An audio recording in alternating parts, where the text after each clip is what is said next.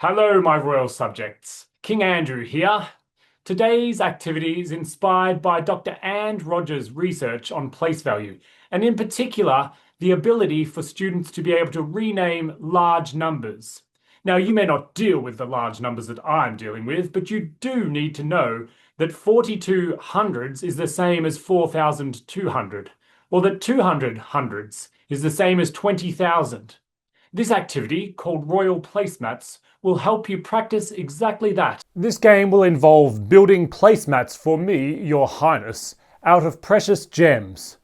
For each player playing, you will need this number of gems. So right now this is a one-player game. I'll explain how much they are worth and then we will multiply these with my servants. So these sapphires and platinum are worth $1,000 each. Anytime you put one of these into your grid, that will be worth at least that much. These here are rubies and emeralds, and these are worth $100 each. And then we have the peasant material here, gold, which is only worth 30 for every one you place inside your grid. Now I'm going to click my fingers and my servants will create a 4-player game. Thank you, servants. Now we have a 4-player game set up. Let's play. Players will take turns selecting from these gems and placing them inside their 4x4 placemat. There will be bonuses at the end. If you have 2 of a type in a row or column, you will get a times 10 bonus on that entire row or column.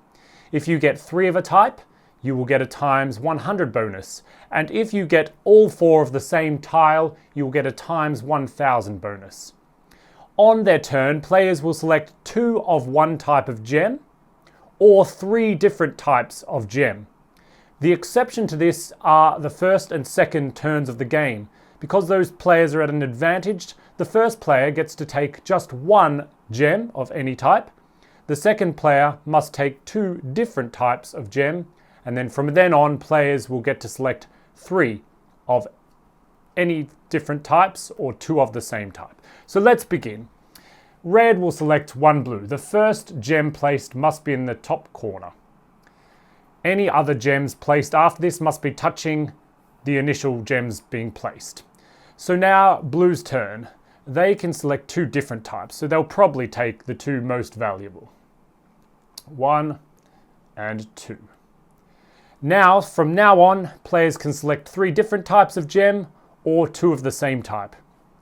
So yellow might select 2 platinum, hoping that they can get all 4 platinum here. So right now that's $2,000 worth. If they get the other 2, that'll be 4,000, and then they'll get the 1,000 multiplier, which will make it worth 4 million. So the other players need to keep track of this as well as developing their own strategy. Now, green might just decide to take 2 greens to try to get 4 of the same kind and guarantee it. Now, red could go all out for blue, but knowing this, they might end up giving yellow too many of these. So red might be forced to take 2 platinum. And that will also force blue to do the same, because otherwise yellow will get 4 of the same kind and dominate the game. And now yellow will take 1 of these and 1 of these. And green again might take 2 greens. Now, whilst they do have a times 1,000 multiplier here, these are only worth 100 each. So this row here will be 400 times by 1,000. So 400,000. Not a bad score. I mean, it's pretty chump change for me, but it's okay for you peasants. And the game will continue. Now, we know we've got no platinums left, so the best this player can do is take maybe 2 blues and put them here, hoping that they might get the 3rd. Blue might do the same.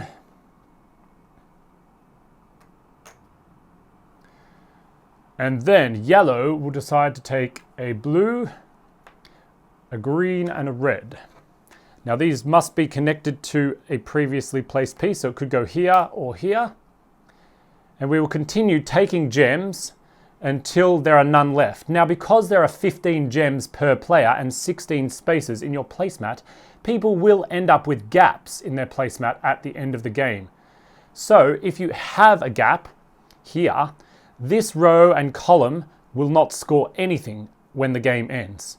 Now that's fine, you don't have to score in every direction to win the game, you just have to have the highest score.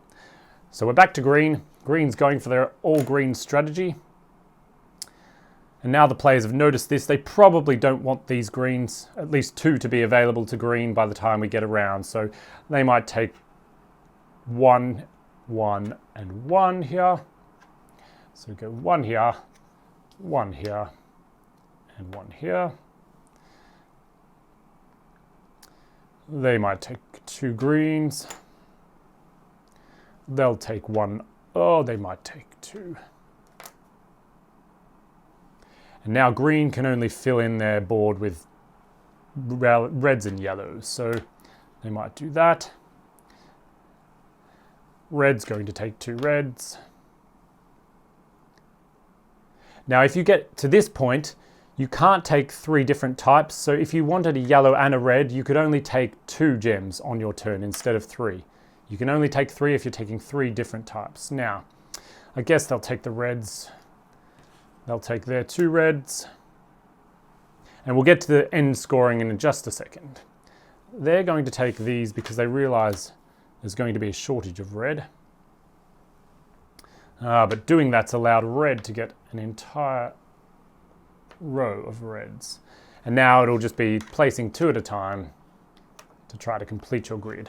Now it is important here because these rows or columns are now finished. So they will score. If there's an empty space here, it won't score. So that you've got to prioritize which are the highest scoring things. And in fact, it's better to prioritize this because you've got 3 of a kind in these directions. So you're going to get much better multiplier than having these, which will get no multiplier whatsoever.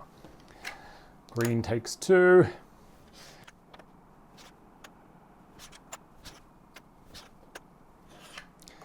And this is when the scoring would begin. Now each player will have a scorecard. You score 8 rows and columns, so 4 of each. And I'll start by scoring green. So green here has got 4 100s and they get 1,000 times multiplier. So 400,000, that's the top row, that's how much it's worth.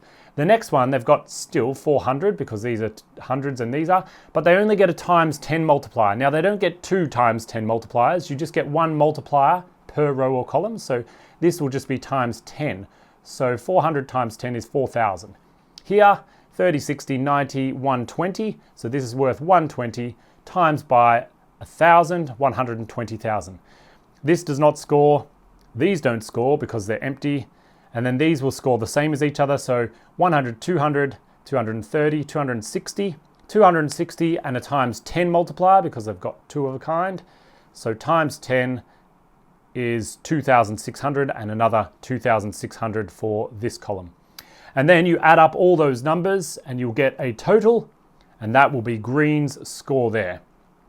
I'll show you one more just really quickly because it'll be a bit more complicated. So here we've got 1, 2, 3, 4,000 in the top here, and we've got a times 100 multiplier. So times 100 by 4,000 equals 400,000. So this is also worth 400,000. Even though it has way more valuable gems, they are worth the same as this because the multiplier was so much bigger.